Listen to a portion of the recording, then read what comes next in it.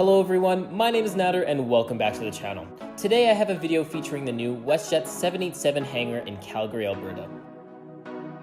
Westjet invested $50 million into this 125,000 square foot hangar and is the first Canadian airline to base its Dreamliner out of Calgary International Airport. Westjet currently has 3 787-9 Dreamliner aircraft in its fleet, and they are flying currently from Calgary on non-stop routes to London, Paris, and Dublin. Now, the reason I was able to tour the Westjet hangar today is because of the 2019 Careers in Aviation Expo. This expo hopes to inspire a new generation of pilots, maintenance engineers, and flight operation professionals. There were many Canadian companies showcased at the expo, including the likes of Westjet, Swoop, and various aviation colleges located in and around southern Alberta.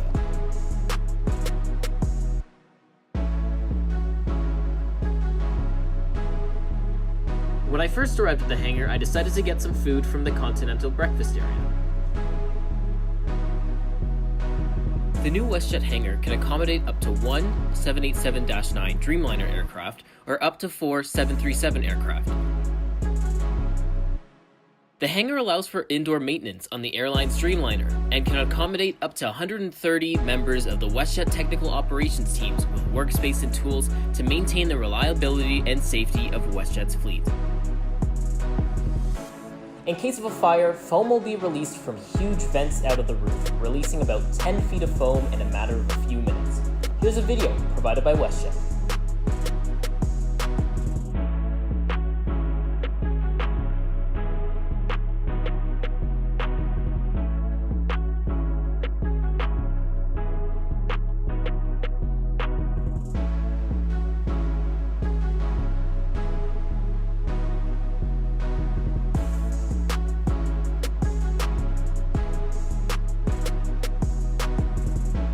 Along with the Aviation Expo, Westjet featured its Bombardier -8 Q400 in its hangar, as well as the 737 MAX 8 on its mainline fleet. A CF6 engine from the Westjet 767-300ER was also on display in the hangar.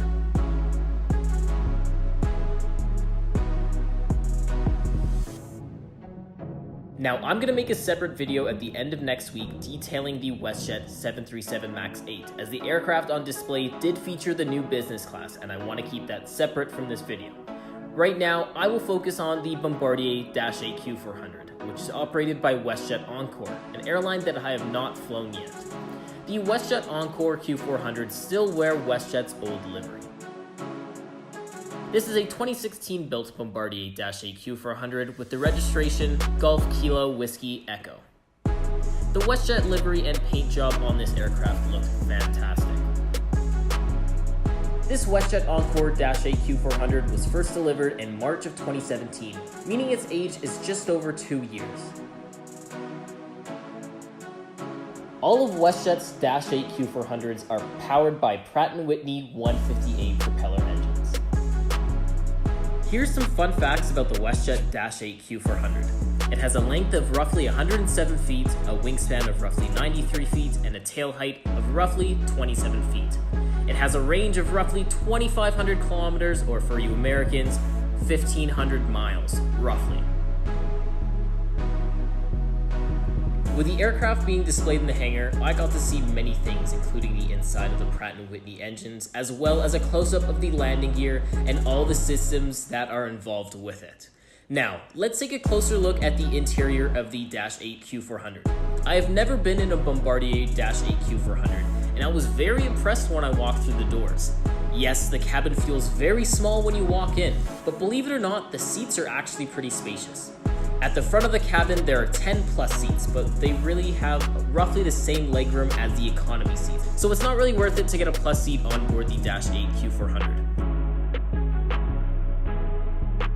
One thing I will recommend is if you do end up flying on the -8 Q400, take a seat in 1B. There is unlimited legroom. You will have an amazing flight. So if you do end up flying on the -8 Q400 and plus, fly in 1B. Now, the legroom of the plus seats is quite good, but when I compared it to the economy seats, it was pretty similar, so you won't really notice much legroom difference on board the -8 Q400 in terms of plus and economy. Moving on to economy, there are 68 seats in economy, and they are very, very comfortable.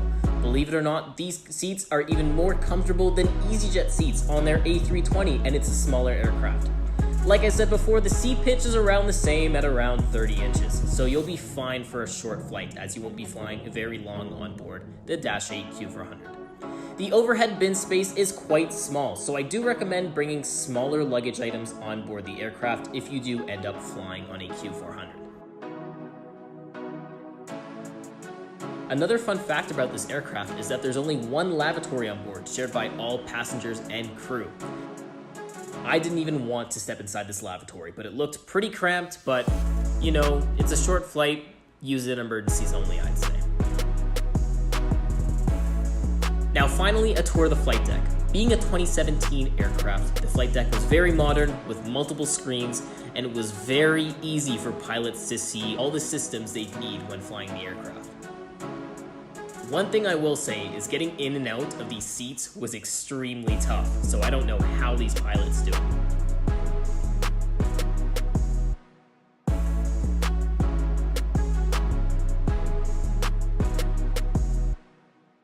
Another cool feature about this aircraft was that the pilot's oxygen masks were located right behind them, just above their shoulder. I'm pretty sure this is standard on all aircraft, but it looked cool to me. There's also a jump seat in the Dash 8 Q400, hence there was a third oxygen mask in the flight deck. Now, please make sure you do subscribe, otherwise you're going to miss out on the Westjet 737 MAX 8 upload when I tour the aircraft and show you their new business class product and the entire overview of Westjet's 737 MAX 8. Thank you so much for watching, and I'll see you in the next one.